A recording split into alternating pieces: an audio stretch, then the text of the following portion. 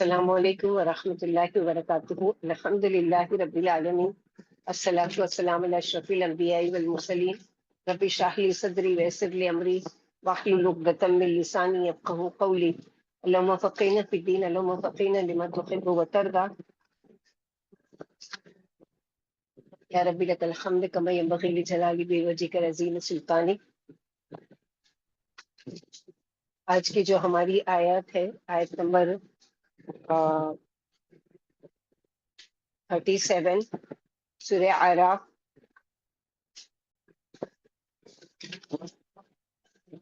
یہاں پر اللہ سبحانہ وتعالیٰ فرما رہے ہیں کہ فمن اظلم ممن افترى علی اللہ کذبا، اور کون اس سے بڑھ کر ظالم ہے جو اللہ پر جھوٹ گڑے۔ کیا جھوٹ گڑے؟ یعنی شرک کرے یا اس کی آیات کو جھٹلائے، اللہ کی بات نہ مانے۔ یہ لوگ پا لیں گے ان کا حصہ کتاب میں سے۔ کتاب میں سے یعنی کون سی کتاب؟ جس میں ان کی تقدیر لکھی ہے، یعنی تقدیر میں سے عمر کا، علم کا، رزق کا یا دنیا میں غلط کام کرنے کی ان کو جو مہلت ملی ہے اس کو وہ پورا کریں گے، اور جس قسم کی اچھی یا بری زندگی ان کو گزارنا ہے وہ گزار لیں گے۔ یعنی جھوٹ گڑنے والے، اللہ کا حکم نہ ماننے والے جب تک جینا ہے جی لیں، ایک دن تو ان کو اللہ کی طرف لوٹنا ہے، جانا ہے۔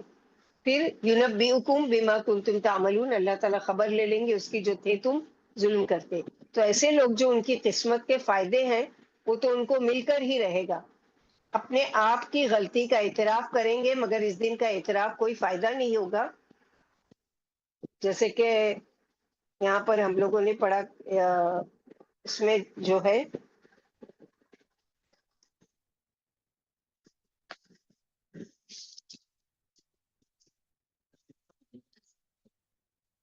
یعنی ان سے بڑھ کر کوئی ظالم نہیں جس نے اللہ پر جھوٹ باندھ دیا، اس کی اتاری ہوئی آیتیں جھٹلا دی، ان کے نصیب کا حصہ انہیں مل جائے گا۔ اللہ نے اپنے ذمے جھوٹ بولنے والوں کے لیے لکھ لیا ہے کہ ان کے چہرے سیاہ فام ہوں گے، انہیں ان کے عملوں کا بدلہ مل کر ہی رہے گا۔ اچھے عملوں کی بہترین جزا اور برے عملوں کی بدترین سزا ضرور ملے گی، اور ان کے وعدے اور ڈراوے پورے ہو کر رہیں گے۔ یا لوح محفوظ میں جو کچھ ان کی عمر، عمل اور روزی لکھی ہے وہ دنیا میں انہیں ضرور ملے گی۔ یہی قول مناسب و معقول معلوم ہوتا ہے، کیونکہ بعد والا جملہ اس مطلب کی تائید کرتا ہے۔ اسی کے ہم معنی یہ آیت بھی ہے سورہ یونس آیت نمبر 69-70 میں کہ ان الذین یفترون علی اللہ الکذب، آپ فرما دیجئے کہ جو اللہ پر جھوٹ باندھے وہ کامیاب نہیں ہوں گے۔ بس دنیا کا تھوڑا سا عیش ہے، پھر انہیں ہمارے پاس ہی آنا ہے، پھر ہم ان کے کفر کی وجہ سے انہیں سخت عذاب چکھائیں گے۔ تو یہاں پر اللہ سبحانہ وتعالیٰ ان کا کہ جو بھی یہ کریں گے، ایسا نہیں ہے کہ ان کو چھوڑ دیا جائے گا یا ان کی منمانی جو بھی کر رہے ہوں گے، بلکہ کیا ہوگا، حتی اذا جاءتهم رسلنا يتوفونهم قالوا این ما کنتم تدعون من دون اللہ،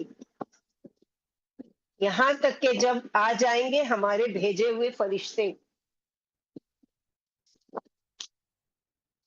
یعنی ان کی موت آ جائے گی جو ان کو فوت کریں گے، تو فرشتے ان سے کہیں گے کہاں تمہارے وہ شریک جن کو تم اللہ کے سوا شریک ٹھہراتے تھے۔ تو ان سے کہیں گے کہاں تمہارے وہ شریک جن کو تم اللہ کے سوا پکارتے تھے، جن پر تمہارا ہر چیز کا بھروسہ تھا۔ قالوا ضلوا عنا، وہ کہیں گے وہ تو ہم سے گم ہو گئے، پتہ نہیں کہاں گئے، کہیں نظر ہی نہیں آتے، اور وہ اپنی جانوں کے خلاف خود ہی گواہی دیں گے کہ وہی کافر تھے۔ ہر انسان جو آج اپنی غلطی کا اعتراف نہیں کرتا ہے، کل قیامت کے دن وہ خود اپنی غلطی کا اعتراف کرے گا، لیکن اس دن اس کی غلطی کا اعتراف کرنا اس کو کوئی فائدہ نہیں دے گا بلکہ نقصان ہی ہوگا اس کا۔ پھر فرمایا کہ جب ان کی روح قبض کرنے کے لیے ہمارے بھیجے ہوئے فرشتے آتے ہیں تو ان سے تنزیہ طور پر کہتے ہیں کہ کہاں ہے تمہارے وہ معبود جن کی تم دنیا میں عبادت کیا کرتے تھے، انہیں کیوں نہیں پکارتے آج اس مصیبت سے، تمہاری موت کی مصیبت سے تم کو بچائیں، کہ وہ آ کر تمہیں اس ہولناک روح فرسا عذاب سے چھڑا لے۔ یہ بڑی حسرت سے جواب دیں گے کہ وہ تو ہم سے غائب ہو گئے، ہم سے ہٹ گئے، اب ہمیں ان سے کسی فائدے اور بھلائی کی توقع نہیں ہے۔ واقعی ہم کافر ہیں، ہمیں اپنے کفر و شرک کا اعتراف ہے۔ معلوم ہوا کہ مشرک اپنے شرک کا فرشتوں کے سامنے اعتراف کر کے مرتے ہیں، یعنی ان کی گواہی لکھی جاتی ہے کہ موت کے وقت ان لوگوں نے کیا گواہی دی تھی، کہ اپنے منہ سے اس چیز کا اقرار کیا تھا کہ بے شک ہم ہی کافرین تھے۔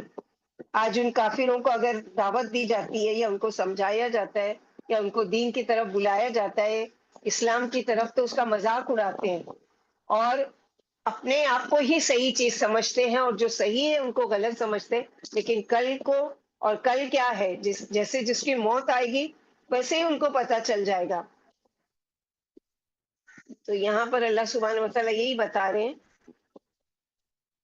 کہ ان کا حال کیا ہوگا، کہ جب فوت ہو گئے، دنیا سے چلے گئے، اعتراف کر کے کہ ہم ہی تھے کافر، انہم کانوا کافرین، کہ بے شک وہی تھے کافر، یعنی اپنی جانوں پر خود گواہی دیں گے اللہ سبحانہ وتعالیٰ، کیونکہ اللہ سبحانہ وتعالیٰ کے سامنے تو کسی کی ہمت ہی نہیں ہوگی کوئی جھوٹ بولے، تو اب وہاں پر جو فرشتے ہیں ان کے سامنے بھی جھوٹ نہیں بولیں گے، اور کیا کہیں گے؟ قالت خلو فی امم قد خلت من قبلکم من الجن والانس فی النار، اور ان سے کہہ دیا جائے گا،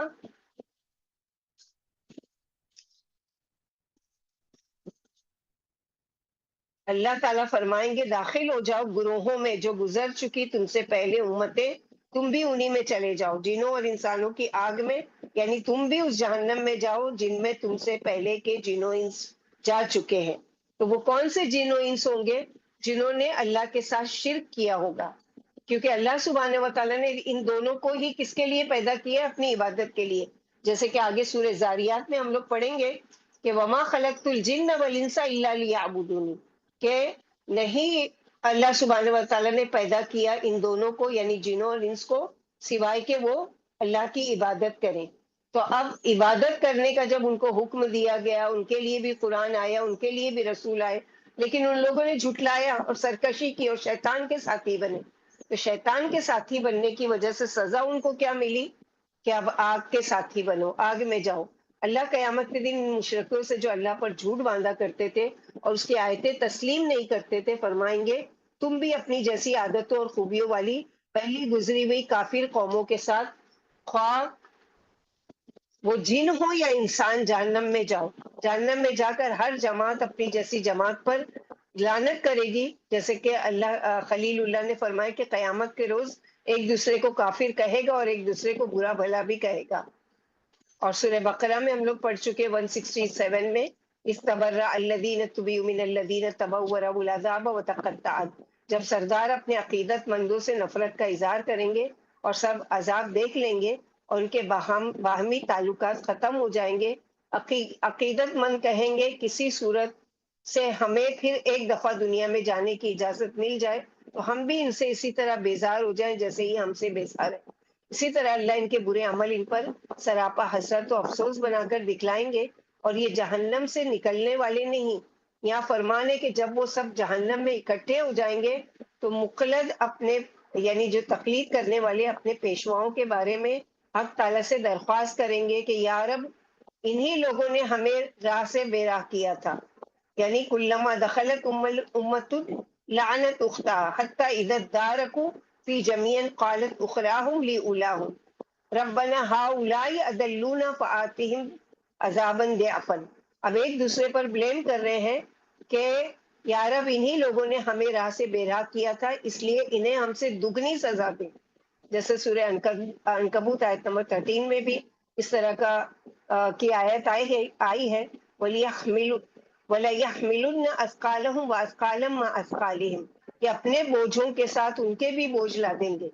سورہ نحل آیت نمبر 25 میں لِيَحْمِلُوا أَوْزَارَهُمْ كَامِلَةً، ان کے بوجھ بھی لادے ہوئے ہوں گے جن کو بلا دلیل کے گمراہ کیا کرتے تھے۔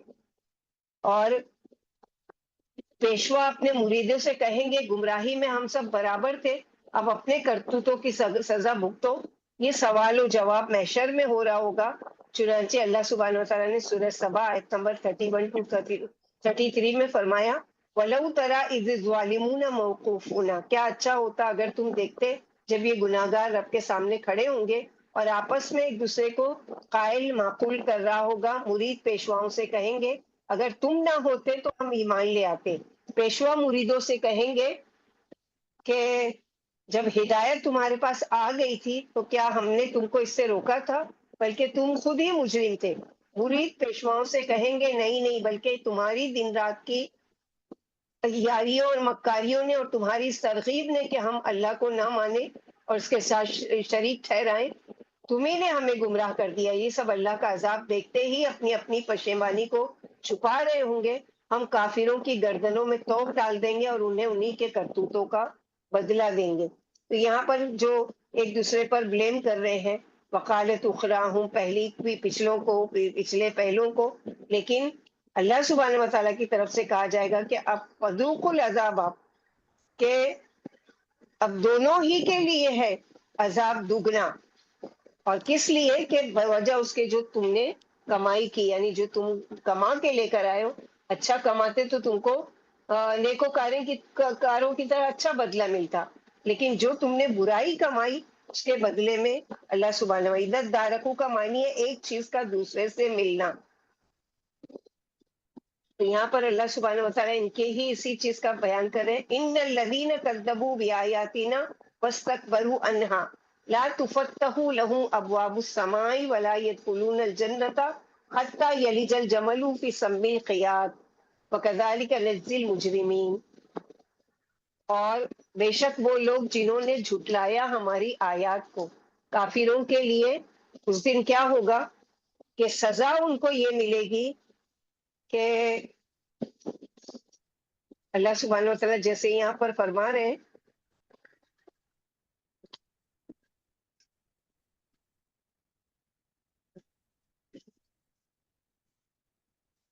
بہت ساری چھوٹ گئی ہے اس میں، ہم لوگ پچھلی وہ کرتے ہیں، قالت خلوفی مومن، اللہ تعالیٰ فرمائیں گے داخل ہو جاؤ گروہوں میں جو گزر چکی تم سے پہلے امتیں، تم بھی انہی میں چلے جاؤ، جنوں اور انسانوں کی آگ میں، یعنی تم بھی اسی جہنم میں جاؤ۔ جب کبھی ایک گروہ اس میں داخل ہوگا اپنی بہن یعنی اپنے جیسے گروہ پر لعنت کر رہا ہوگا اپنے پہلے والوں کو، حتیٰ اذا ادارکوا فیہا، یہاں تک کہ سب جب اس میں اکٹھے ہو جائیں گے، ادارکا یعنی کئی معنی ہے اس کے، نمبر ایک وہ گر چکے ہوں گے، نمبر دو اگلے پچھلے سے جا ملے ہوں گے، نمبر تین ایک کے اوپر ایک جا ملیں گے۔ جب وہ سب وہاں اکٹھے ہو جائیں گے تو کیا ہوگا؟ وقالت اولاہم لاخراہم، تو پیچھے والے اپنے پہلوں سے کہیں گے، یعنی جو پہلے سے ان سے پہلے جا چکے ہیں ان سے یہ بعد میں جانے والے کیا کہیں گے؟ اللہ یہ ہے جنہوں نے ہم کو گمراہ کیا تھا، کیونکہ ہر انسان کسی نہ کسی کی پیروی کر رہا ہوتا ہے۔ تو جو لیڈر تھے نئے کام کے نکالنے والے، جن کو دیکھ کر لوگ اندھا دھند ان کی تقلید کرتے تھے، قیامت کے دن وہی تقلید کرنے والے ان بڑوں کی طرف اشارہ کریں گے، یا رب انہوں نے ہمیں گمراہ کیا دنیا میں جن کی آنکھ بند کر کے پیروی کی، آج ان کو ہی گالیاں دیں گے۔ ربنا ہؤلاء اضلونا فآتهم عذابا ضعفا، تو کیا کہیں گے؟ اللہ انہیں ان کے کیے کا بھی عذاب دینا اور ہمارے بھٹکانے کا بھی دگنا عذاب دینا، کیونکہ انہوں نے ہمیں بھٹکا دیا ہے۔ جیسے کہ حدیث میں آتا ہے کہ جس نے کسی نئی گمراہی کا آغاز کیا جو اللہ اور اس کے رسول کے نزدیک پسندیدہ نہ ہو، تو اس پر ان سب لوگوں کے گناہوں کی ذمہ داری عائد ہوگی جنہوں نے اس کے نکالے ہوئے طریقے پر عمل کیا، بغیر اس کے کہ ان کے عمل کرنے والوں کی ذمہ داری میں کوئی کمی کی جائے گی۔ تو اس سے کیا پتہ چلتا ہے کہ جو نئی نئی دین میں باتیں گھڑتے ہیں اور خود بھی کرتے ہیں اور بڑے شوق سے لوگوں کو ابھارتے ہیں اس چیز پر کہ یہ کرو بڑی اچھی چیز ہے، اور جو نہیں کرتے ان کو برا بھلا کہتے ہیں، تو کل کو ایک دوسرے کو ہی بلیم کر رہے ہوں گے کہ کیوں ہم نے ان کی بات مانی، یا کیوں ہم ان کی وجہ سے گمراہ ہوئے، اور کیوں ہم اللہ کی نافرمانی کر کے آئے۔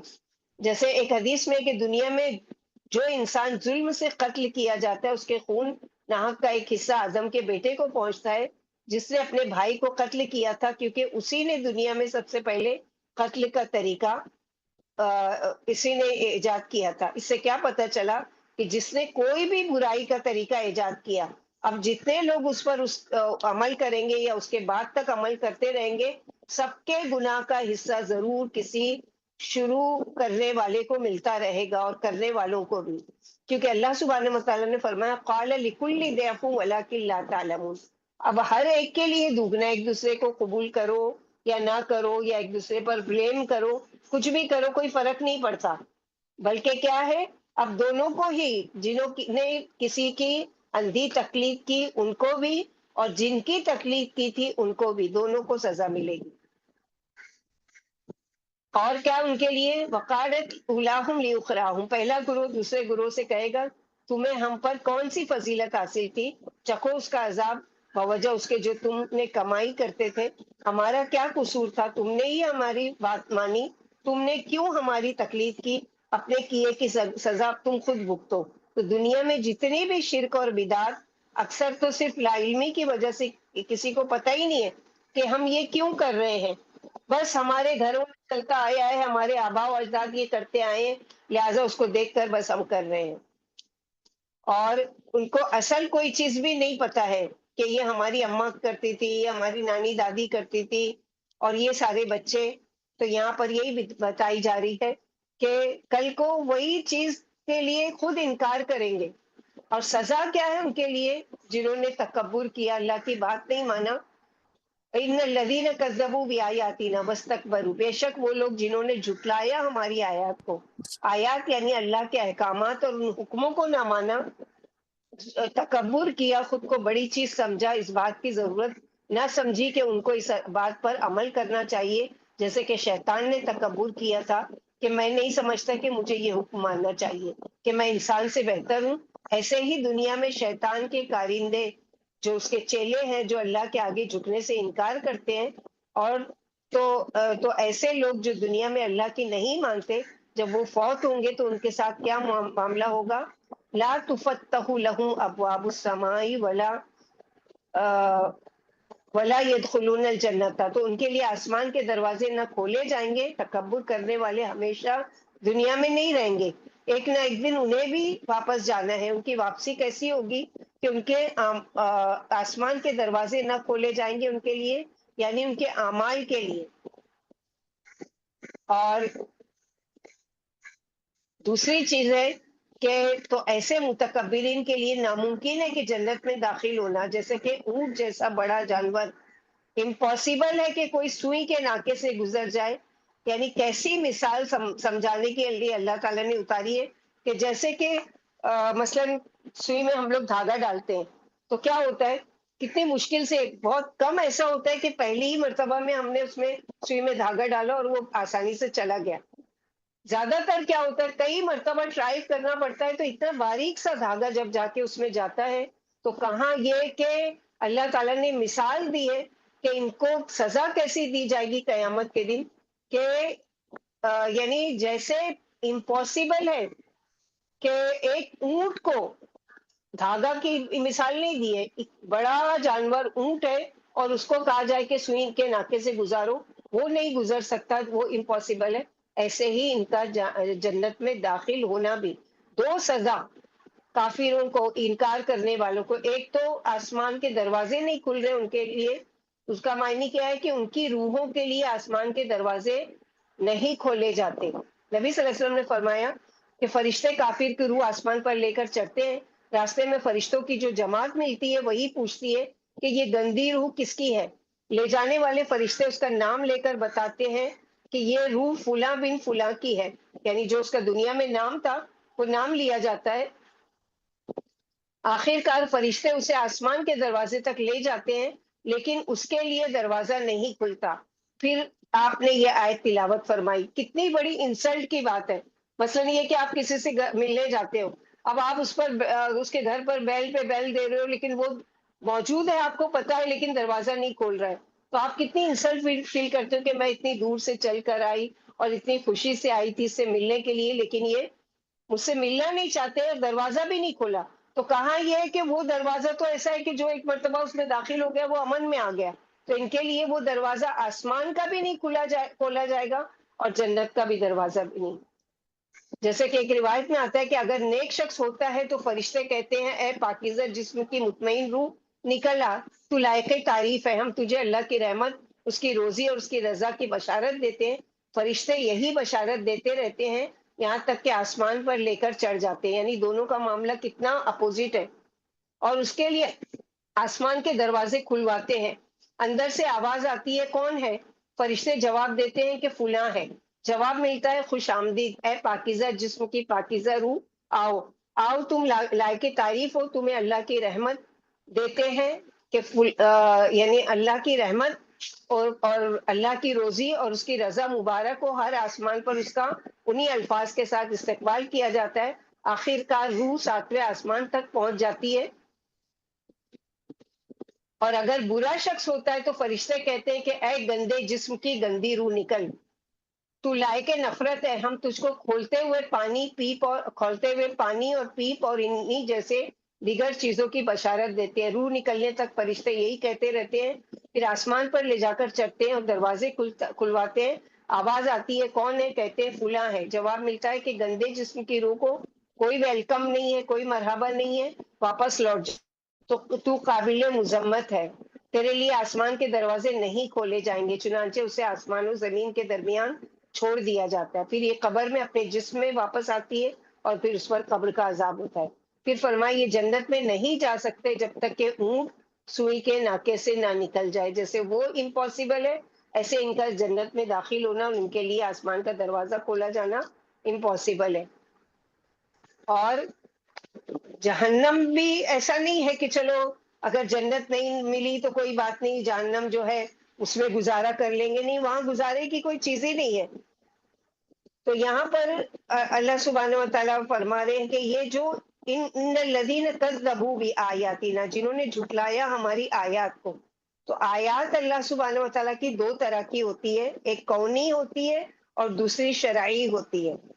کونی یعنی کائنات میں پھیلی ہوئی تمام نشانیوں کو دیکھ کر بھی نہیں مانتے کہ یہ اللہ نے دی ہے، مثلا بارش اتر رہی ہے تو وہ کسی اور کو اس کا کریڈٹ دے رہے ہیں کہ فلاں کی وجہ سے بارش ہوئی، یا ہوا چلی، یا پھر یہ ہے کہ سورج نکلا تو سورج خود یعنی اپنا کنٹرول رکھتا ہے کہ وہ جب چاہے نکلے جب چاہے ڈوبے، لہٰذا اس کی پوجا شروع کر دی۔ اسی طرح تو یہ کائنات میں جو اللہ سبحانہ و تعالیٰ نے نشانیاں پھیلا دی ہیں، جیسے ہم لوگوں نے پڑھا نا آل عمران میں، آپ لوگوں نے یاد بھی کیا ہوگا، اب تک یاد ہے یعنی اللہ علم، کہ ان فی خلق السماوات والارض واختلاف اللیل والنہار لآیات لأولی الالباب، کہ کائنات میں آسمان کی خلقت میں، زمین و آسمان کی پیدائش میں اللہ سبحانہ و تعالیٰ کی بے شمار نشانیاں ہیں، لیکن کس کے لیے؟ اولی الالباب، عقل والوں کے لیے۔ تو عقل والے جو ہیں وہ اس چیز کی نشانیوں کو کیا کرتے ہیں؟ قبول کرتے ہیں۔ دوسری شرعی جو آیات ہے اللہ کی، جو رسول اللہ صلی اللہ علیہ وسلم لائے، دیکھ کر بھی نہیں مانتے تھے کہ یہ اللہ نے دی ہے، یا قرآن کی آیتیں، یعنی اپنے آپ کو بڑی چیز سمجھ کر ان سب چیزوں کا انکار کر دیا، اللہ کی آیت کو حقیر اور معمولی سمجھا، ایسے متکبرین اور مکذبین کا انجام کیا ہوگا کہ نہ کھولے جائیں گے 7 آسمان ہیں اور ہر آسمان پر دروازے ہیں۔ اس سے مراد ان کے ذاتی داخلے کے لیے نہیں ہے، بلکہ ان کے اعمال کے لیے، ان کی روحوں کے لیے دروازے نہیں کھولے جائیں گے۔ تو یہاں پر جو دروازے نہیں کھولے جائیں گے اس کے 3 معنی ہیں۔ نمبر 1، ان کے اعمال کے لیے دروازہ نہیں کھولا جائے گا آسمان کا، کیونکہ ان کے پاس ایمان نہیں تھا، تو ایمان نہ ہونے کی وجہ سے چاہے کہ وہ کتنے بھی اچھے کام لے کر آئے تھے، بہت زیادہ چیریٹی کے کام کرتے تھے، بہت زیادہ غریبوں مسکینوں کی مدد کرتے تھے، بہت زیادہ ہاسپٹلس ان لوگوں نے بنائے تھے، بہت ساری چیزیں ان لوگوں نے، ہاسٹلس بنائے تھے، اسکولس بنائے تھے، سب کچھ، لیکن نہیں کھولا جائے گا، اعمال نہیں چڑھ پائیں گے۔ کیوں؟ کیونکہ ایمان شرط تھے۔ دوسرا ہے ان کی روحوں کو آسمان کے دروازوں سے داخل ہونے نہیں دیا جائے گا، بلکہ ان کی روحوں کو سجین میں پھینک دیا جائے گا، جو گناہگاروں کا دفتر ہے، جو گناہگاروں کے لیے بنائی گئی ہے روحوں کو رکھنے کی جگہ، وہاں پر پھینک دیا جائے گا۔ تیسرا معنی ہے کہ ان کی دعائیں بھی قبول نہیں کی جائیں گی، یعنی اگر وہ پکاریں گے مصیبت کے وقت اللہ سبحانہ و تعالیٰ کو تو ان کی پکار بھی نہیں سنی جائے گی۔ تو ان تینوں کے دلائل کیا ہے کہ روحوں کا تعلق کیا ہے؟ اللہ سبحانہ و تعالیٰ کی مشیت پر ہے کہ اللہ تعالیٰ یعنی پہلے دیکھیں گے کہ کس کے اندر کتنا ایمان ہے اور کون لائق ہے اس میں داخل ہونے کے۔ پھر دعاؤں کا تعلق، وہ لوگ جو غلط اعمال کرتے ہیں، مثلا کوئی شخص حرام مال کھاتا ہے، اس کی دعا بھی قبول نہیں ہوتی، یعنی صرف ہم کیا سمجھتے ہیں اچھا کافروں کے لیے کہا گیا کہ ان کی دعا قبول نہیں ہوگی، نہیں، کچھ ایسے ہیں کہ ہے وہ ایمان والے لیکن کچھ ایسے عمل کرتے ہیں کہ جن کی وجہ سے ان کی بھی دعائیں قبول نہیں ہوتی. جیسے کہ سیٹرڈے کے لیکچر میں ہم لوگوں نے لیا تھا دعا کے ٹاپک میں کہ کون سے وہ بدبخت اور بد نصیب ہے کہ جن کی دعائیں اللہ تعالیٰ قبول نہیں کرتے. تو اس میں سے ایک وہ ہے کہ وہ شخص جس کی جو حرام کماتا ہے، جس کی کمائی حرام کی ہے، اس اس کی دعا بھی قبول نہیں ہوتی. اسی طرح جو لوگ نماز صحیح طرح نہیں پڑھتے، ان کی نماز بھی اوپر نہیں اٹھتی بلکہ واپس اس شخص کے منہ پر مار دی جاتی ہے. اسی طرح باقی نیک اعمال ایمان والوں کے علیین میں رکھے جائیں گے، ان کے اعمال، روحیں، دعائیں سب سجین میں ڈال دی جائے گی. سورہ متففین میں پڑھ چکے یا پڑھیں گے، کلا ان کتاب الفجاری لفی سجین ان کتاب الابراری لفی علیین. وہاں پر دونوں کا کہ قید خانہ ہے سجین کافروں کے لیے، اور ایک دفتر ہے اس کے لیے جو ماننے والے تھے اللہ سبحانہ و تعالیٰ کے. ولا يدخلون الجنت، اور نہ ہی آسمان کے اور نہ ہی جنت کے دروازے ان کے لیے کھولے جائیں گے، حالانکہ ایمان والوں کے لیے پہلے سے کھول دیے جائیں گے. جیسے کہ ایئرپورٹ وغیرہ پر جاتے ہیں یا مال میں جاتے ہیں تو جیسے ہی آپ اس کے سامنے پہنچتے ہو تو آٹومیٹک دروازے کیسے کھل جاتے ہیں، ایسے ہی ان کے پہنچنے سے پہلے نیکوکاروں کے لیے جن کے لیے اللہ تعالیٰ نے جنت لکھ دی ہے، ان کے پہنچنے سے پہلے ان کے دروازے کھلے ہوں گے. اور ان کے لیے امپاسبل ہوگا جنت میں داخل ہونا، حتیٰ یلج جملو فی سم الخیاط، یہاں تک کہ داخل ہو جائے اونٹ سوئی کے ناکے میں. جیسے یہ بات ناممکن ہے، ان متکبرین مکذبین کا جنت میں داخلہ بھی ناممکن ہے. ولجا یلیجو، ولوج کہتے ہیں کسی تنگ جگہ گھسنے کو. دوسرا معنی ہے جمل کے کہتے ہیں موٹی رسی کو، یعنی جمل اونٹ کو بھی کہتے ہیں اور جمل کہتے ہیں موٹی رسی کو. تو موٹی رسی جس طرح ایک باریک دھاگا تو جا سکتا ہے سوئی کے ناکے میں، مگر ایک موٹی رسی جو بٹی ہوئی ہوتی ہے، جو اس کو بنایا جاتا ہے جس سے یہ شپ وغیرہ کھینچا جاتا ہے، وہ ہرگز نہیں سوئی کے سوراخ سے گزر سکتی. ویسے ہی ان کا امپاسبل ہے کہ جنت کا دروازہ کھولا جائے یا ان کے لیے. جیسے سورہ نساء میں پڑھ چکے، باقی مجرموں کو بھی ہم اسی طرح سزا دیں گے. اور کیا سزا ہے ان کے لیے؟ لہم من جہنم مہاد ومن فوقہم غواش وکذالک نجزی الظالمین. اور کیا سزا ہوگی مجرموں کی کہ ان کا بچھونا بھی آگ ہوگی اور اوپر سے اوڑھنے کا لحاف بھی آگ کا ہوگا. دنیا میں تو گرمی کے سیزن میں لائٹ چلی جائے، صرف پنکھا نہ چلے تو نیند نہیں آتی، کہاں یہ کہ اوڑھنا بچھونا ہی آگ کا ہوگا. یہ جہنم کی شدت کا اظہار کہ لوگ ہوش میں آ جائے اور غلط کام چھوڑ دے.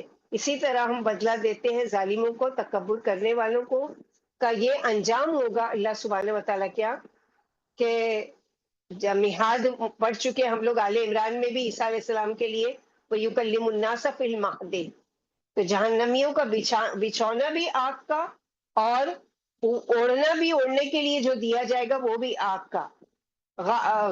جو یہ ہے غواش ہے، یہ اس سے ہے غاشیت سے ہے، جیسے سورہ غاشیہ ایک ہے کہ ڈھانپ لینے والی. تو اوڑھنا کیا ہے کہ آگ ان کو پوری طریقے سے ڈھانک لے گی، پوری طریقے سے ان کو اڑا دی جائے گی، نہ لیٹنے میں ان کو چین اور نہ اوپر سے ان کو اڑنے کے لیے. لیکن اس کے اپوزٹ وہ لوگ ہوں گے والذین آمنوا وعملوا الصالحات. اللہ سبحانہ و تعالیٰ کا انصاف ہے ہر ایک کے لیے. والذین آمنوا وعملوا الصالحات لا نکلف نفسا الا وسعها اولئک اصحاب الجنۃ هم فیها خالدون. لما جعلنا منهم، اللہ ہمیں ان میں سے بنائے. اور وہ لوگ جو ایمان لائے اور جنہوں نے اچھے عمل کیے، ہم کسی شخص کو اس کی وسعت سے بڑھ کر تکلیف نہیں دیتے. یعنی ایمان اور عمل صالح ایسی مشکل چیز نہیں ہے جو انسان نہیں کر سکتا، جو کرنا چاہے وہ آسانی سے کر لیتا ہے. یعنی اللہ تعالیٰ نے انسان کو ایسا کوئی حکم دیا ہی نہیں ہے کہ جو اس کے بس سے باہر ہو. جو بھی فرائض اور ذمہ داریاں اللہ نے عائد کی ان کو نبھانا انسان کے بس میں ہے. ایسے لوگ جو خوشی سے مان لیتے ہیں ان کے لیے جزا بہت بہترین ہے اللہ کے پاس. اور اللہ سبحانہ و تعالیٰ کے یہاں اس کے لیے جیسا کہ یہاں بتایا گیا ہے کہ بروں کے بعد اچھوں کا بیان، کہ جن کے دلوں میں بھی ایمان ہے اور اعضا بھی شریعت کے مطابق پرخلوص افعال انجام دیتے رہتے ہیں، یہ لوگ ان کی ضد ہیں، اپوزٹ ہے ان کے، جن کے دلوں میں کفر ہے اور جو عمل کرنے سے اکڑتے ہیں۔ پھر فرمایا ایمان لا کر ایمان کے تقاضوں پر عمل کرنا آسان ہے، کچھ مشکل نہیں ہے، کیونکہ ہم انسان کو اس کی برداشتی کے مطابق تکلیف دیتے ہیں۔ ایسے لوگ ہمیشہ کے لیے جنت میں جائیں گے۔ تو جنت میں جائیں گے، اور کیا ہے ان کے لیے کہ نیک عمل سے ہر ایک سے کیا مطلوب ہے، جتنا اس کی طاقت اور وسعت ہے، جو بغیر تنگی اور دشواری کے وہ کر سکتا ہے، جس کی اس کو طاقت ہے، جس کے کرنے کے بعد وہ ایسی مشقت میں نہیں پڑتا کہ اس کی زندگی دوبر ہو جائے۔ مثلاً اگر کوئی شخص بیمار ہے اور وضو نہیں کر سکتا تو اس کے لیے تیمم کی سہولت موجود ہے، لا نکلف نفسا الا وسعها۔ اسی طرح ایک بیمار اگر کھڑا ہو کر نماز نہیں پڑھ سکتا تو اس کو زبردستی نہیں کہیں گے کہ تم کھڑے ہو کر ہی نماز پڑھو، بلکہ اس کو چوائس دی گئی ہے، اس کو سہولت دی گئی ہے کہ وہ بیٹھ کر نماز پڑھ لے۔ یہ دین میں رخصت ہے۔ اسی طرح کسی کے پاس اگر مال نہیں ہے اور اس کو کہا جائے کہ ہر صورت میں تم کو صدقہ دینا پڑے گا، چاہے کہ تم بھوکے رہو لیکن صدقہ کرو، ایسا بوجھ بھی نہیں ڈالا اللہ تعالیٰ نے۔ اس کے بغیر تمہاری بخشش نہیں، تو اللہ کسی پر ضرورت سے زیادہ بوجھ نہیں ڈالتے۔ جن کو جو سہولت ہو، جو فیسلٹیز ملے، وہ اپنی سہولت کے مطابق ویسا وہ کر لے، اور پھر بھی اگر وہ نہ کرے تو پکڑ ہوگی۔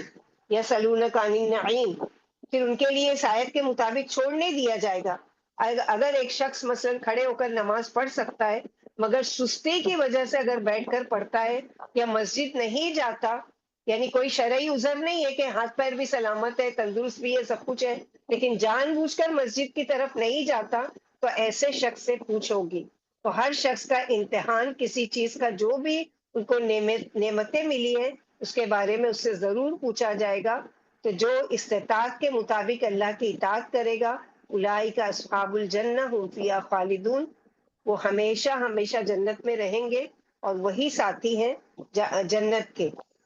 اسی طرح روزے کے لیے بھی ہم کو یہی چھوٹ دی گئی ہے نا، سورہ بقرہ میں پڑھ چکے کہ اگر طاقت ہے تو تم روزہ رکھو، اگر بیمار ہو تو تم چھوڑ دو روزہ رمضان میں، باقی کے ایام میں جب تم تندرست ہو جاؤ تو روزہ رکھو۔ یا ایسا بیمار ہے کہ جو بعد میں بھی روزہ رکھنے کی وسعت نہیں رکھتا، تو اب وہ فدیہ میں دے کر اپنی جان وہ کر سکتا ہے، اس پر بوجھ نہیں ڈالا کہ بیمار ہو یا جو بھی ہو تم کو رکھنا پڑے گا، ایسا کوئی بوجھ نہیں۔ اسی طرح کسی بھی چیز میں اللہ سبحانہ وتعالیٰ نے کسی پر بھی ذرہ برابر بھی کوئی چیز کے لیے ظلم نہیں کیا ہے، یا کوئی چیز کو کسی کی وسعت سے زیادہ کوئی چیز کی تکلیف نہیں دی ہے۔ تو نماز پڑھتے ہوئے کیا کبھی ہم لوگوں کو تکلیف ہوتی ہے؟ یا روزہ رکھتے ہوئے تکلیف ہوتی ہے؟ یا اپنے مال جو اللہ تعالیٰ نے بے شمار دیا اس میں سے صدقہ کرتے ہوئے کوئی تکلیف ہوتی ہے؟ نہیں، کچھ بھی نہیں، کیونکہ آسان ہے ہمارے لیے۔ تو اللہ تعالیٰ نے مکلف بنایا، یعنی ہمارے لیے وسعت دی ہے کہ ہم یہ کر سکیں۔ اور کیا اصحاب الجنہ کے لیے بہترین مہمانی ہوگی، اور کیا ان کے لیے ہوگی، وَنَزَعْنَا مَا فِي صُدُورِهِم مِّن غِلٍّ تَجْرِي مِن تَحْتِهِمُ الْأَنْهَارُ وَقَالُوا الْحَمْدُ لِلَّهِ الَّذِي هَدَانَا لِهَٰذَا وَمَا كُنَّا لِنَهْتَدِيَ لَوْلَا أَنْ هَدَانَا اللَّهُ لَقَدْ جَاءَتْ رُسُلُ رَبِّنَا بِالْحَقِّ۔ ان کے لیے اور کیا چیز ہوگی کہ ہم نکال لیں گے جو ان کے دلوں میں ہوگا، غل یعنی حسد، کینہ، بغض، دل کی جتنی بیماریاں ہیں وہ سب نکال کر ان کو پاک کر دیا جائے گا۔ ان کے نیچے نہریں بہتی ہوں گی، یعنی جنت ایسی پاکیزہ جگہ ہے، ایسی صاف ستھری جگہ ہے لوگوں کے لیے کہ دل میں بھی کسی کے لیے برائی باقی نہیں رہے گی۔ وقالوا الحمد للہ الذی ہدانا لہذا، اور وہ سب کی سب کہیں گے اللہ کا شکر ہے کہ جس نے ہمیں یہ راہ دکھائی، کہ ہم اس قابل نہیں تھے، کہ قابل ہوئے، اور ہم اس قابل نہ تھے کہ ہم یہ راہ پا سکتے اگر اللہ ہم کو یہ راہ نہ دکھاتے۔ یعنی وہ اپنے اعمال پر نہیں اترائیں گے کہ چونکہ دنیا میں ہم جنتیوں والے عمل کرتے تھے اس لیے جنت تو ہم کو ملنی تھی، نہیں، بلکہ دنیا میں جیسے وہ اللہ کی نعمتوں کو پا کر اللہ کا شکر ادا کرتے تھے، ویسے ہی جنت میں بھی، جنت میں جانا اپنا کمال نہیں سمجھیں گے، بلکہ کیا سمجھیں گے کہ اللہ سبحانہ و تعالیٰ کا احسان ہے کہ جس نے ہمارے لیے یہ آسانی کی۔ اور یہاں غل سینے سے مراد، یہاں جو سینے کے اندر دل ہے من غل، اس میں کیا ہوتا ہے دل میں؟ حسد، کسی کے لیے دشمنی، کسی کی طرف سے تکلیف پہنچی تو دل میں ایک میل آ گئی، تو وہ عداوت جو دل میں چھپی ہوئی تھی وہ غل ہوتی ہے۔ یہاں پر وقال الحمد للہ الذی ہدانا، یہاں پر آخرت کا ایک سین دکھایا جا رہا ہے کہ آخرت میں کیا ہوگا۔ جو لوگ جنت میں جانے والے ہوں گے، ضروری نہیں کہ وہ سب 100% ٹھیک ہوں گے، کیونکہ انسانوں میں سے کوئی بھی یہ دعویٰ نہیں کر سکتا کہ ہم سے کبھی کوئی غلطی نہیں ہوئی ہے۔ نہیں، جس نے کبھی کسی کا دل دکھایا ہے یا دکھایا ہی نہ ہو، ایسا نہیں ہو سکتا۔ ہم سب انسان ہیں، کمزوری ہے ہم سب میں، کوتاہی کمی ہے، تو اللہ تعالیٰ ان کے دلوں کو دیکھیں گے کہ میرے بندے نیکیاں تو کرتے رہتے تھے، لیکن انسان ہونے کے ناطے بھول چوک غلطیاں بھی ہو کر بیٹھتے تھے۔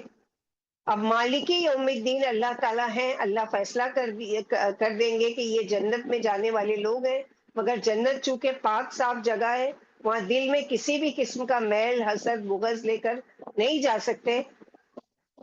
جیسے کہ ایئرپورٹ پر مثلا آپ سامان لے کر پہنچتے ہو، تو کیا ہر سامان آپ کو لے جانے دیا جاتا ہے؟ نہیں، وہ چیز جو وہاں پر ممنوع ہے، وہ چیز جو منع کی گئی ہے، وہ آپ کو لے جانے کے لیے نہیں دی جاتی ہے، تو لے کر پھینک دی جاتی ہے، یا کیا کیا جاتا ہے کہ واپس لوٹا دیا جاتا ہے، لیکن آپ لے جا نہیں سکتے۔ اسی طرح جنت ایسی پاکیزہ جگہ ہے کہ جہاں یہ دل کی برائیاں بھی نہیں جائیں گی، یہاں تک کہ ایک دوسرے کے دلوں میں اگر کسی کے لیے کوئی برائی ہے، کینہ ہے، تو ایک دوسرے سے معافی تلافی کرا کے ایک دوسرے کا دل صاف کرا کے کیا کیا جائے گا؟ اب داخل ہو جنت میں پاک اور صاف ہو کر۔ تو یہاں بھی اللہ سبحانہ تعالیٰ کے بتا رہے ہیں کہ بروں کے بعد اچھوں کا بیان ہے کہ جن کے دلوں میں بھی ایمان ہے اور اعضاء بھی شریعت کے مطابق پرخلوص افعال انجام دیتے رہے ہیں، یہ لوگ ان کی ضد ہے، ہم ان کے دلوں کے کینے نکال باہر کریں گے۔ رسول اللہ صلی اللہ علیہ وسلم نے فرمایا کہ ایمان والے جہنم سے نجات پا کر ایک پل پر جو جنت اور جہنم کے درمیان ہوگا روک لیے جائیں گے، وہاں ان کے باہمی مظالم کا بدلہ دلوایا جائے گا، پھر وہ جنت میں بالکل پاک و صاف ہو کر جائیں گے۔ اللہ کی قسم، جنتی اپنے اپنے مقام اور راحت قدے کو اس طرح پہچان لیں گے جس طرح دنیا میں پہچان لیتے تھے، بلکہ اس سے بھی زیادہ۔ یعنی دنیا میں کیا ہوتا تھا کہ مثلا ہم کوئی نئی جگہ گئے ہیں، ہم آج کے دور میں تو اور بھی آسان ہو گیا نا کہ فون میں لوکیشن ڈال دی جاتی ہے اور آپ کو ڈائریکشن ملتی ہے کہ آپ کا گھر اب یہاں سے رائٹ مڑیے اور لیفٹ مڑیے اور سیدھا جائیے وہ کریے۔ تو جس طرح سے دنیا میں وہ اپنا گھر آسانی سے پہچان لیتا تھا اور پہنچ جاتا تھا اپنا گھر بغیر بھٹکے، بغیر کسی راستہ گم کیے، تو جنت کا گھر تو اس سے بھی زیادہ وہ آسانی سے، کیوں؟ اس لیے کہ وہاں پر اس کا نام لکھا ہوگا، وہاں پر اس کی جگہ اس کے لیے فکس کر دی گئی ہوگی، لہٰذا وہ بغیر کسی پریشانی کے آرام سے جیسے اپنے دنیا کے گھروں میں چلا جاتا تھا ویسے ہی وہ آگے بھی ہوگا۔ اب یہ سب بھی پلسرات سے گزر کر صحیح سلامت پار ہو گئے، پھر پلسرات آخری حصہ قطرہ ہے، اب وہاں پر کیا کیا جائے گا؟ روک دیا جائے گا اور ان سے وہاں ایک دوسرے سے ان کے حقوق دلوائے جائیں گے۔ جیسے تفسیر طبری میں آتا ہے، صدی مفسر ہے، اہل جنت میں ہے کہ اہل جنت جب جنت کے دروازے کے پاس پہنچیں گے تو اس کے دروازے پر ایک ایسا درخت پائیں گے جس کے تنے کے پاس دو چشمے ہوں گے، وہ ان میں سے ایک چشمے سے پانی پیئیں گے تو ان کے اس پانی پینے سے ان کے دل کے سارے میل کچیل جاتے رہیں گے، اور یہی شرابن طہورا ہے جو سورہ دہر میں پڑھ چکے، وہ شرابن طہورا، پاک کرنے والا۔ اور دوسرے چشمہ جو ہوگا وہ غسل کریں گے، جس سے پلسرات سے گزرتے ہوئے جو گرد و غبار، ہولناکی کی وجہ سے گھبراہٹ سب دھل جائے گی، اس کے بعد ان کے چہرے کبھی بھی میلے یا گندے نہیں ہوں گے۔ تو اس طرح سے اللہ سبحانہ و تعالیٰ ان کی دلوں کی بھی صفائی کر دیں گے، ان کے اعمال کی صفائی بھی کر دیں گے، اور پھر ان کو پکارا جائے گا کہ ونادا اصحاب الجنتی اصحاب النار، اور ان کو پکارا جائے گا ونودو ان تلکم الجنت اورثتموها بما کنتم تعملون، اور ان کو پکارا جائے گا کہ یہ ہے تمہارے لیے جنت تیار، یہ اس لیے کہ بوجہ اس کے کہ جو تم وہ تھے، یعنی اس کے وارث ہو تم، وراثت میں تم کو ملی ہے، یعنی تم نے وہ اعمال، وراثت کس کو ملتی ہے؟ مثلا کوئی دنیا میں انسان ہوتا ہے اب وہ کماتا ہے، محنت کرتا ہے، کوشش کرتا ہے اور مال پیچھے چھوڑ جاتا ہے. مال پیچھے چھوڑ جاتا ہے، وہ مال کے جو وارث ہوتے ہیں وہ کون ہوتے ہیں؟ یعنی اللہ سبحانہ و تعالیٰ ان کو، ان کی اولادوں کو ان کا وارث بناتے تھے. تو یہاں پر اللہ سبحانہ و تعالیٰ یہی بتا رہے ہیں کہ رسول اکرم صلی اللہ علیہ وسلم نے فرمایا ہر جنتی کو اس کا جہنم والا ٹھکانہ دکھا دیا جائے گا، پھر وہ اللہ کا شکر ادا کرے گا اور کہے گا اس رب کا شکر ہے جس نے مجھے جنت کی ہدایت فرمائی، اور ہر جہنمی کو اس کا جہنم والا ٹھکانہ دکھا دیا جائے گا، اور وہ سرد آہ بھر کر کہے گا کاش مجھے بھی اللہ ہدایت فرماتے، اور اس کی حسرت اور بڑھ جائے گی.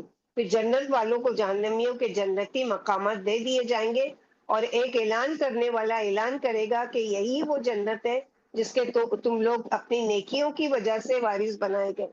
یعنی تم اپنے عملوں کی وجہ سے حق تعالیٰ کی رحمت کے سائے میں آئے، جنت میں پہنچے، اور تم نے اپنے اپنے عملوں کی وجہ سے اپنے اپنے مراتب اللہ کی رحمت سے حاصل کیے. یہ مطلب اس لیے بیان کرنا پڑا کہ رسول اللہ صلی اللہ علیہ وسلم نے فرمایا یقین مانو تم میں سے کسی کا عمل اسے جنت میں نہیں لے جا سکتا. صحابہ نے پوچھا یا رسول اللہ صلی اللہ علیہ وسلم آپ بھی اپنے عملوں کی وجہ سے جنت میں نہیں جا سکتے؟ فرمایا میں بھی عملوں کی وجہ سے جنت میں نہیں جا سکتا جب تک مجھ پر اللہ کی رحمت اور اس کا فضل و کرم نہ ہو. تو اس کا مطلب یہ نہیں ہے کہ جب عمل کی وجہ سے جائیں گے ہی نہیں تو پھر عمل کرنے کی کیا ضرورت ہے. نہیں، عمل کرنے کی اس لیے ضرورت ہے کہ پھر اللہ کی رضا و خوشنودی حاصل کریں، کہ اللہ کی رحمت جوش میں آئے ہمارے لیے ہمارے اعمال کو دیکھتے ہوئے، اور اللہ سبحانہ و تعالیٰ بغیر کسی حساب کتاب کے اور بغیر کسی رکاوٹ کے ہم سب کو جنت میں داخل کریں. تو اس لیے عمل کرنا ہے کہ اللہ کی رضا و خوشنودی کے لیے، اللہ کی کو راضی کرنے کے لیے. ونادا اصحاب الجنتی اصحاب النار. اب جب جنت والے جنت میں چلے گئے، جہنم والے جہنم میں چلے گئے، تو اب کیا ہو رہا ہے آپس میں کہ ونادا اصحاب الجنتی اصحاب النار. اب وہ معاملے جو جنت اور جہنم والوں کے درمیان ہوں گے 1400 سال پہلے جب آیتیں اتر رہی تھی، تو اس وقت کے لوگ سوچ سکتے تھے کہ کیسے یہ ممکن ہے کہ جنت کی چوڑائی آسمان و زمین کے برابر ہے، اور کہاں جہنم والے کیسے آپس میں باتیں کریں گے. مگر آج جو ٹیلی کمیونیکیشن کے ذرائع جو شروع ہو چکے ہیں، کہ کتنا آسان کر دیا کہ دنیا کے ایک کونے میں بیٹھے ہوئے دنیا کے دوسرے کونے والوں سے بات کر رہے ہوں گے. اگر دنیا میں یہ ممکن ہے تو اللہ تعالیٰ کے یہاں تو ہر چیز جو بھی ناممکن ہے، اللہ کے وہاں ہر چیز کیا ہے، پاسبل ہے. تو کیا بات ہوگی ان کے بیچ میں؟ یعنی ونادا اصحاب الجنت اصحاب النار ان قد وجدنا ما وعدنا. اب یہ ایک دوسرے سے وہ کر رہے ہیں کہ جب جنتی اپنا اپنا مرتبہ پا لیں گے تو جہنمیوں کو ذلیل و شرمندہ کرنے کے لیے ان سے پوچھیں گے ہم نے تو اپنے رب کے وعدے بالکل سچے پا لیے، تم بتاؤ تم نے بھی رب کے وعدے سچے پائے کہ نہیں. یعنی ایک تنزیہ ہوگا کہ جو تم سے تمہارے شرک کی وجہ سے اللہ نے جہنم کا وعدہ کیا وہ پورا ہوا. مشرک سر جھکائے ہوئے ندامت سے جواب دیں گے ہم نے بھی رب کے وعدے بالکل صحیح پائے. سورہ طور میں اللہ تعالیٰ فرماتے ہیں آیت نمبر 14 to 16 ہذہ نار التی کنتم بہ تکذبون. یہی وہ آگ ہے جسے تم تسلیم نہیں کرتے تھے، ذرا بتاؤ تو کیا یہ جادو ہے یا تمہاری آنکھیں ٹوٹ گئی ہیں. اب اس میں پڑے رہو اور جلتے جلستے رہو، صبر کرنا نہ کرنا برابر ہے، یہ تمہارے عملوں کا بدلہ ہے. اسی طرح رسول اللہ صلی اللہ علیہ وسلم نے بدر میں مشرکوں کی لاشوں سے جو ایک گڑھے میں پڑی ہوئی تھی شرمسار کرنے کے لیے خطاب کر کے فرمایا تھا کہ اے ابو جہل، اے عتبہ بن ربیعہ، اے شیبہ، اے فلاں اور اے فلاں، ہم نے تو اپنے رب کا وعدہ سچا پا لیا، کیا تم نے بھی اپنے رب کا وعدہ سچا پایا؟ عمر رضی اللہ عنہ بولے یا رسول اللہ صلی اللہ علیہ وسلم آپ ان سڑی ہوئی لاشوں سے خطاب فرما رہے؟ فرمایا اللہ کی قسم ان سے زیادہ میری بات کو تم بھی نہیں سن سکتے، لیکن یہ مجبور ہیں آج کے جواب نہیں دے سکتے. تو یہاں پر یہی بتایا گیا کہ پکارنے والا پکارے گا کہ لعنت ہے، یعنی ان کے بیچ میں یہ بات ہوگی. یہاں نیکی کے کام سے روکنے والوں کی 3 صفتیں ہیں آیت نمبر 45 میں، جیسا کہ اللہ سبحانہ و تعالیٰ فرما رہے کہ اب کیا کریں گے کہ ایک پکارنے والا پکارے گا کہ لعنت ہے اللہ کی ظالموں پر. یعنی اب تمہارے لیے کوئی وہ نہیں ہے، کوئی فائدے کی چیز نہیں ہے، بلکہ تم نے اپنی جانوں پر خود ظلم کیا تھا اور اس کا بدلہ دیا جا رہا ہے۔ الذین یصدون عن سبیل اللہ ویبغونہ عوجا وہم بالآخرۃ کافرون۔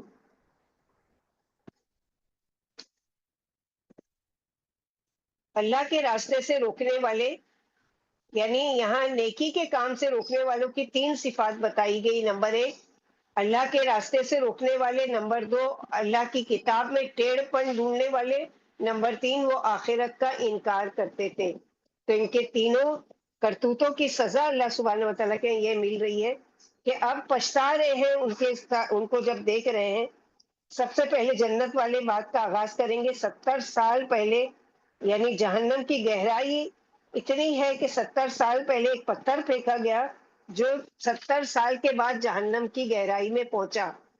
تو سوچو کہ ان کی باتیں کب وہاں پہنچیں گی، کب وہ ان کو جواب دیں گے۔ یہ ساری چیزیں ہمارے رب نے ہم سے جو وعدہ کیا تھا وہ بالکل سچا، بالکل ٹھیک تھا۔ فَهَلْ وَجَدْتُم مَّا وَعَدَ رَبُّكُم، تو کیا تم نے جو پایا جس کا وعدہ تم سے تمہارے رب نے کیا تھا، یعنی جہنم کا؟ وہ کہیں گے بالکل۔ فَأَذَّنَ، اذان سے پکارنا، آواز دینا کسی کو کچھ معلوم کرانے کے لیے، بینہم، ان دونوں کے درمیان، یعنی جنت جہنم کے بیچ میں ایک آواز آئے گی، اللعنۃ اللہ علی الظالمین، کہ لعنت ہو اللہ کی ظالموں پر۔ سورہ صاد آیت نمبر 55 to 59 میں بھی یہی ہے۔ آگے اللہ تعالیٰ بتا رہے ہیں کہ کون ہوں گے وہ ظالمین، یعنی جنہوں نے یہ کیا۔ پھر فرمایا کہ ایک اعلان کرنے والا اعلان کرے گا کہ ظالموں کو اللہ کی پھٹکار چمٹ گئی، جو اللہ کے رسول کی پیروی سے اور شریعت مطہرہ کی اطاعت سے لوگوں کو روکا کرتے تھے، اور اس کوشش میں رہا کرتے تھے کہ سیدھی راہ ٹیڑھی ہو جائے اور اس راہ پر چلنے والا کوئی نہ ہو۔ علاوہ ازیں یہ لوگ اللہ کی ملاقات کے بھی انکاری تھے، زندگی بعد الموت کے اور عملوں کی جزا کے قائل نہیں تھے۔ اسی وجہ سے فحش بات سے یا فحش عمل سے کنارہ نہیں کیا کرتے تھے، کیونکہ انہیں حساب و عقاب کا تو اندیشہ تھا ہی نہیں۔ اس لیے یہ بڑے بد زبان اور انتہائی بے حیا تھے، یعنی کوئی بھی غلط کام کرتے تھے لیکن اس کو کیا ہے، کوئی صحیح اس کی لاجک پیش کر دیتے تھے کہ ہم یہ اس لیے کر رہے ہیں اور ایسا ہے ویسا ہے۔ تو یہاں یہ بتایا جا رہا ہے۔ تو سزا کیا ہے ایسے ظالموں کی؟ کہ وہ لوگ جو خود بھی رکتے تھے اور دوسروں کو بھی روکتے تھے اللہ کے راستے سے، جو لوگوں کو دین کے طریقے پر عمل کرنے سے روکتے تھے، اور وہ تلاش کرتے تھے اس راستے میں یا اس راستے پر چلنے والوں کو گمراہ سمجھتے تھے، ان کے اندر عیب تلاش کرتے تھے، اور وہ آخرت کے انکاری ہیں۔ ان کا کل کے حساب کتاب پر کوئی ایمان ہی نہیں تھا۔ وَبَيْنَهُمَا حجاب، اب ان دونوں کے وَبَيْنَهُمَا حجاب وَعَلَى الْأَعْرَافِ رِجَالٌ يَعْرِفُونَ، اور جنت اور دوزخ دونوں کے درمیانے کی حجاب، ایک آڑ، ایک دیوار ہوگی۔ وَعَلَى الْأَعْرَافِ رِجَالٌ، اور اعراف پر کچھ لوگ ہیں، عرف عربی میں ہر چیز کے بلند حصے کو کہتے ہیں جو زمین سے اٹھا ہوا ہو، جیسے کہ مرغ کی جو کلگی ہوتی ہے اس کو بھی عرف تباہ کہتے ہیں۔ پھر اسی طرح گھوڑے کے گردن کے بالوں کو بھی عرف کہتے ہیں۔ اسی طرح جو یہ ٹاور وغیرہ ہوتا ہے اس کو بھی عرف کہتے ہیں، کیونکہ وہ اونچی ہوتی ہے۔ ابن جریر کا قول ہے اس سے مراد وہ دیوار جس کا ذکر سورہ حدید 13 میں آتا ہے، تو اس کی اصل شکل کیا ہوگی، یعنی اس کی لینتھ، اس کی ہائٹ کیا ہوگی، اللہ کو پتہ ہے۔ وَعَلَى الْأَعْرَافِ رِجَالٌ يَعْرِفُونَ كُلًّا بِسِيمَاهُمْ، آراف پر کچھ لوگ ہوں گے جو پہچانے جائیں گے اپنی نشانیوں میں، علامات، چہروں سے۔ یہ کون لوگ ہیں؟ یہ وہ لوگ ہیں جن کے اچھے اور برے اعمال دونوں برابر تھے، ان کا فیصلہ اللہ نے روک رکھا تھا۔ یعنی آراف والے کون ہیں؟ کہ اگر ایک نیکی ملتی تو وہ جنت میں چلے جاتے، ایک گناہ کم ہوتا تو وہ جہنم میں جانے سے بچ جاتے، لیکن دونوں ایکول تھے ان کے، گناہ بھی کرتے تھے، نیکیاں بھی کرتے تھے۔ اب دونوں میں سے ایک بھی چیز زیادہ نہیں ہے کہ جس کی وجہ سے نیکیاں زیادہ ایک بھی ہو جائے تو جنت میں چلے جائے، یا ایک کم ہو جائے گناہ جہنم میں جانے سے تو وہاں سے بچ جائے، لیکن برابر برابر ہوں گے۔ اب ان کا معاملہ کیا ہوگا؟ کیونکہ جن کے لیے کلیئر حساب ہو چکا، مثلا یہ اصحاب الجنہ ہے، جنت میں چلے گئے، یہ اصحاب النار ہے، اصحاب النار آگ میں چلے گئے۔ اب بیچ میں جو لوگ بچے ہیں ان کے اعمال دونوں ایکول، برابر برابر. اب ان کو ویٹ کرنے کے لیے کہا جائے گا کہ رکو ابھی یہیں پر. یہ وہ لوگ ہیں جن کے اچھے اور برے اعمال دونوں برابر تھے، ان کا فیصلہ اللہ نے روک رکھا ہوگا. بعد میں کیا کہا جائے گا کہ نہ تو نیک عمل زیادہ کہ جنت میں چلے جائیں، نہ ہی برے عمل زیادہ کہ جہنم میں چلے جائیں. یعنی ویٹنگ لسٹ میں ان کا نام ہوگا. یہ وہ لوگ ہیں جو اللہ کی راہ میں شہید ہو گئے. بعض مفسرین کا یہ خیال ہے کہ یہ وہ لوگ ہیں کہ ماں باپ سے کوئی ناراض ہو، مثلا ماں کا تو بہت خیال رکھا لیکن باپ کا کوئی ادا نہیں کیا، تو یہاں پر یہ بتایا گیا یہ اعراف والے جنت والوں کو اور جہنم والوں کو ان کے علامات سے پہچانیں گے. علامات ان کے چہرے سے ٹپک رہی ہوگی. سورہ توبہ آیت نمبر 40 میں، مطففین آیت نمبر 45 میں، سورہ قیامہ آل عمران یوم تبیض وجوہ و تسود وجوہ.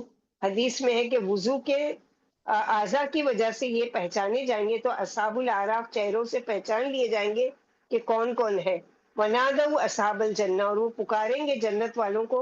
اعراف والے پکار کر کہیں گے ان سلام علیکم، کہ سلامتی ہو تم پر. کیونکہ مسلمان کی پہچان یہاں کیا ہے؟ سلام. یہاں کون سی حدیث کہ لم يدخلوها وهم یطمعون، کہ ابھی وہ داخل نہیں ہوں گے، داخل نہیں ہوئے ہوں گے جنت میں، لیکن ایک ہوپ ہوگی، ایک امید ہوگی، اور وہ امید رکھتے ہوں گے. یعنی اہل جنت کو دیکھ کر ان کو بھی امید ہو جائے گی کہ یہ داخل ہو گئے تو ہمیں بھی امید ہے کہ ہم بھی جلدی داخل ہو جائیں گے. طمع کہتے ہیں کسی چیز کی شدید خواہش کرنا، یعنی خواہش سے انتظار میں ہوں گے، لیکن کتنا سال لگے گا ان کا فیصلہ کرنے میں، یا کب ان کو وہاں سے چھٹی ملے گی، کب ان کو جنت میں داخل ہونے کا پروانہ ملے گا، واللہ عالم. اسی لیے کہا جاتا ہے نا کہ کیا کرو کہ موقع جو بھی نیکی کا ملے، خیر کا ملے، اس کو گنواؤ نہیں، بلکہ اس کو کر لو اور حریص ہو نیکیوں کو کمانے کے. کیونکہ کیا پتا کہ ہم ایک نیکی کی کمی کی وجہ سے ہو سکتا ہے کہ جنت میں جانے سے روک دیے جائیں، یا ایک گناہ زیادہ ہونے کی وجہ سے جہنم کے میں جانے کے مستحق ہو جائیں. اسی لیے کوشش کرنا چاہیے. تو یہاں وبینہما حجاب، اور جنت اور دوزخ والوں کے درمیان ایک دیوار ہوگی، ایک آڑ ہوگی. اور دوسری رائے اعراف والے وہ جو پیغمبروں میں سے ہوں گے، یا وہ نیک لوگ جو لوگوں کو اللہ کی راہ کی طرف بلاتے تھے، ان کو دونوں کے طرف کے لوگ دکھائے جائیں گے کہ دیکھو جنہوں نے تمہاری بات مانی تھی جنت میں، اور جو نہیں مانے وہ پڑے ہیں جہنم میں. تو یہ دونوں طرح کے اس طرح سے وَإِذَا صُرِفَتْ أَبْصَارُهُمْ تِلْقَاءَ أَصْحَابِ النَّارِ قَالُوا رَبَّنَا لَا تَجْعَلْنَا مَعَ الْقَوْمِ الظَّالِمِينَ. اور جب ان آراف والوں کی نگاہیں آگ والوں کی طرف پھیری جائیں گی تو آراف والے پکار اٹھیں گے اے اللہ ہم کو ظالم لوگوں کے ساتھ شامل نہ کرنا. اگر وہ انبیاء ہوں گے تو ان کو کیوں خوف ہو، وہ تو جائیں گے ہی جنت میں. تو بات یہ ہے کہ آپ صلی اللہ علیہ وسلم کے قرآن پڑھنے طریقہ یہ تھا کہ جب جنت کے بارے میں پڑھتے تھے تو جنت کا سوال کرتے تھے، جب جہنم کا ذکر آتا تھا تو اس سے پناہ مانگتے تھے. تو سامنے دیکھ کر بھی پناہ مانگیں گے برے لوگوں کو کہ یا رب ہمیں ان میں سے نہیں بنانا، حالانکہ ان کے لیے ہے بھی نہیں. لیکن چونکہ دنیا میں ان کو قرآن پڑھتے ہوئے عادت تھی کہ جیسے ہم کو بھی کیا کرنا چاہیے کہ جب اصحاب الجنہ کا ذکر آئے تو ہم بھی کیا کریں، اللہ تعالیٰ سے جنت کا سوال کریں. جنتیوں اور جہنمیوں کی باہمی گفتگو کا بیان ہے کہ جنت و جہنم کے درمیان ایک دیوار حائل ہے جو جنت والوں کو جہنم والوں سے جدا اور دور رکھتی ہے. یہ وہی دیوار ہے جس کے بارے میں اللہ نے فرمایا سورہ حدید آیت نمبر 13 میں فَضُرِبَ بَيْنَهُمْ بِسُورٍ لَهُ بَابٌ. پھر جنت والوں اور جہنم والوں کے درمیان ایک دیوار قائم کر دی جائے گی جس میں ایک دروازہ بھی ہوگا، جس کے اندر رحمت ہوگی اور باہر عذاب ہوگا. یہی وہ آراف ہے جس کے بارے میں اللہ نے فرمایا سورہ آراف آیت نمبر 46 میں وَعَلَى الْأَعْرَافِ رِجَالٌ يَعْرِفُونَ كُلًّا بِسِيمَاهُمْ. آراف پر کچھ آدمی ہوں گے جو ہر ایک کو ان کی نشانی سے پہچان لیں گے. جابر رضی اللہ عنہ فرماتے رسول اللہ صلی اللہ علیہ وسلم سے ان کے بارے میں پوچھا گیا کہ یہ آراف والے کون ہوں گے، تو آپ صلی اللہ علیہ وسلم نے فرمایا جن کی نیکیاں اور برائیاں برابر برابر ہوں گی.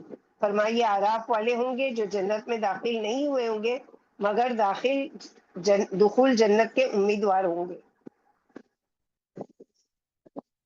اور یہ حضرات اللہ کی راہ میں شہید ہو گئے، اپنے اپنے والدین کے نافرمان تھے، انہیں نافرمانی نے جنت میں جانے نہیں دیا اور شہادت نے دوزخ سے بچا لیا.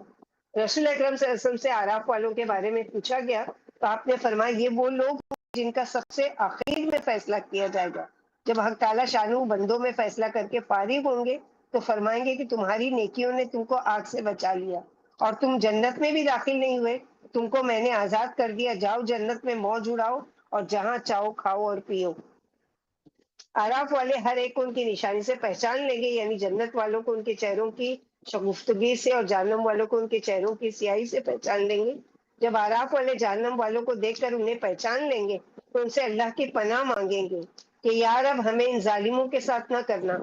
जब जहन्नम वालों की कोई जमात आराफ वालों के पास से गुजरेगी और फरिश्ते उसे जहन्नम की तरफ ले जा रहे होंगे तो उस वक्त ही अपने बचाव की दुआ करेंगे कि अल्लाह हमें इनमें से नहीं बनाना, अल्लाहुम्मा ला तजल्ना मिनहुम। हमको भी यही दुआ करना चाहिए कि जो सजा पाने वाले लोग हैं अल्लाह ताला हमें उनमें से न बनाए। तो यहाँ ये वनाद असहाबुल आराफी रिजालु यारिफूनहुम, और पुकारेंगे आराफ वाले जहन्नम वालों को जिनको ये लोग उनके चेहरों से पहचान लेंगे, उनके जाने पहचाने लोगों से बात करेंगे। क्या कहेंगे? कालू मा अगना अनकुम जमुकुम वमा कुंतुम तस्तकबिरून। वो कहेंगे आज तुम्हारी पार्टी, तुम्हारा ग्रोह, तुम्हारा जत्था, तुम्हारी जमात, तुम्हारा ज्यादा लोगों का जो था जमगठा आज किसकी किसी काम नहीं आया, जिनके बारे में तुमको बड़ा गुरूर था और खुद तुम भी हक को मानने के लिए तकब्बुर करते थे। अहाउलाई लदीन अक़सम तुम, क्या यही बोलोगे जिनके बारे में तुम कहा करते थे कस्में खाकर कि अल्लाह अपनी रहमत से इनको फैज़याब नहीं करेंगे? यानी ईमान वालों के बारे में ये दोजख वाले क्या कहा करते थे कि ये ईमान वाले इतने मुफलिस लोग, इनको क्या मिला ईमान लाकर, और पता नहीं उन्हें जन्नत मिलेगी भी कि नहीं। फरमाया जिनके बारे में तुमको गुमान था वो जन्नत में पहुंच चुके, और उससे तो उनका रब कहेगा उदखुलुल जन्नत ला खौफुन अलैकुम वला हुम यहज़नून। दाखिल हो जाओ तुम जन्नत में, ना तुम पर कोई खौफ होगा और ना ही तुम गमगीन होगे।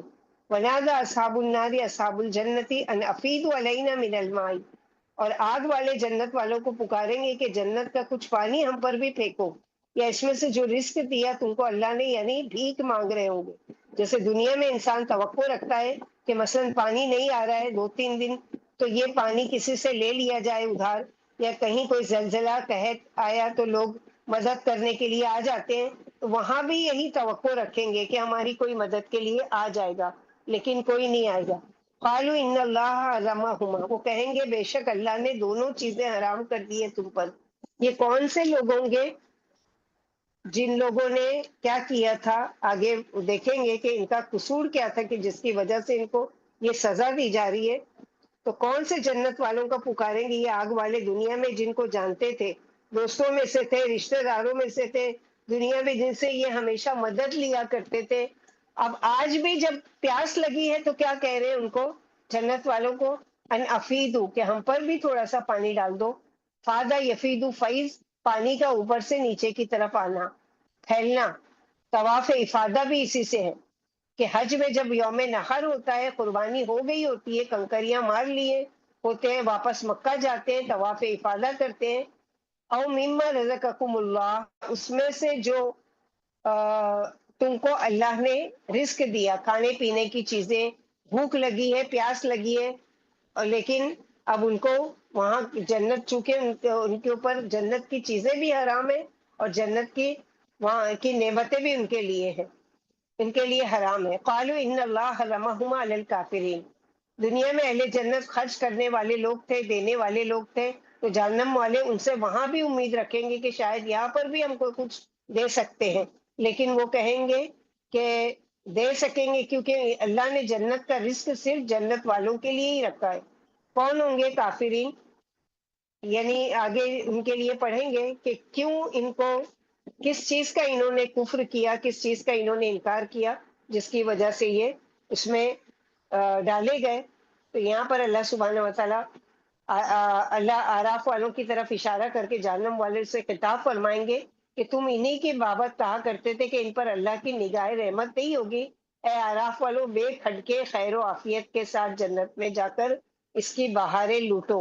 अब तुम्हारे लिए हर वो चीज है कि ना तुमको कोई खौफ होगा दुनिया में भी, और ना तुम आखिरत में गमगीन होगे, یعنی اپنے اعمال کو دیکھ کر پچھتاؤ گے نہیں کہ مثلاً یہ کہ جہنمیوں کی ذلت و خواری کا جنت والوں کے آگے ہاتھ پسارنے کا، یعنی کتنی بے بسی مجبوری کہ دنیا میں ملونیئر تھے وہ، ایسے مہنگے مہنگے پرفیوم یوز کرتے تھے، اور آج جب ان کی روح نکل رہی ہے تو اس قدر بدبو کے فرشتے آسمان کے دروازے نہیں کھلتے کہ ہم سے یہ برداشت نہیں ہو رہی ہے ان کی بدبو۔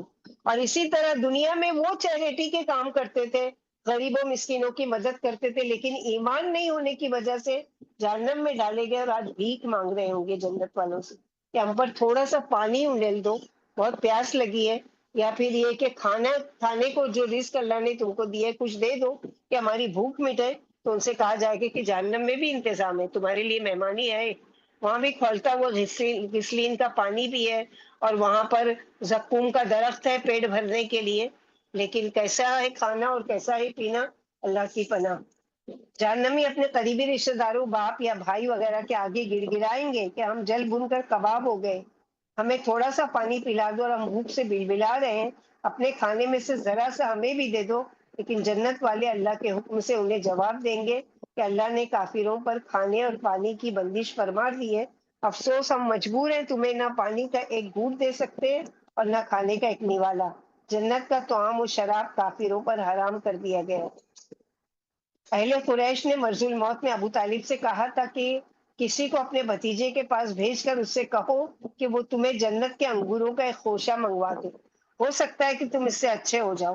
چنانچہ آپ کے پاس ابو طالب کا قاصد آیا، اس وقت آپ کے پاس ابو بکر بھی موجود تھے رضی اللہ تعالیٰ عنہ۔